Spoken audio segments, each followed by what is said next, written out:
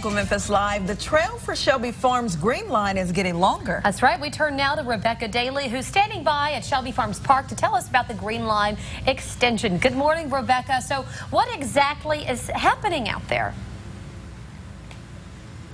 Good morning. We are really excited to announce that the Green Line will be growing. It will be growing about 4.15 miles to the east, connecting over Germantown Parkway into Cordova. Talk about the area that you're in right now and the construction that's taking place. So I'm standing at the 0.0 mile marker at the corner of Farm Road and Mullins Station, which is the current beginning of the trail. And behind me you can see where the trail will be growing. We'll be extending in a straight line along the old rail line. And like I mentioned before, it will be crossing over Germantown Parkway into Cordova. How awesome. For those of us who've never been to the Green Line, explain what it is, how long it is, what people can take advantage of with the Green Line.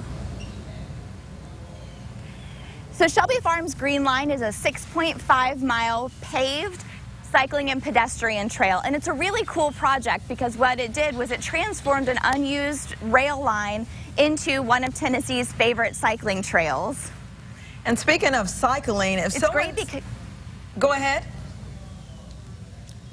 I was going to say it's great because it's one of the first access points for cyclists and pedestrians into Shelby Farms Park. Prior to its existence, you couldn't access the park without a motorized vehicle, so it's been a special project to help bring the community together to get fit. And speaking of cycling, if someone's bike actually breaks down out there, they can receive free help? We actually have a free bike repair station at the 0.0 mile marker and at several other points in the park. And at those bike stations, which were made possible by Conway Services, you can pump up your tires, and we have all the tools you'll need to change your tires and maybe even tighten up your gears. I love it. So people are really passionate about the Green Line. How could people support the Green Line? That's a great question.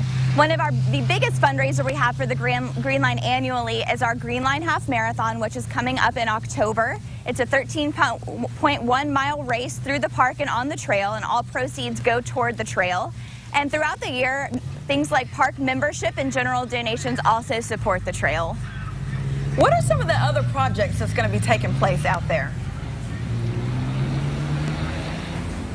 I'm sorry, could you repeat that?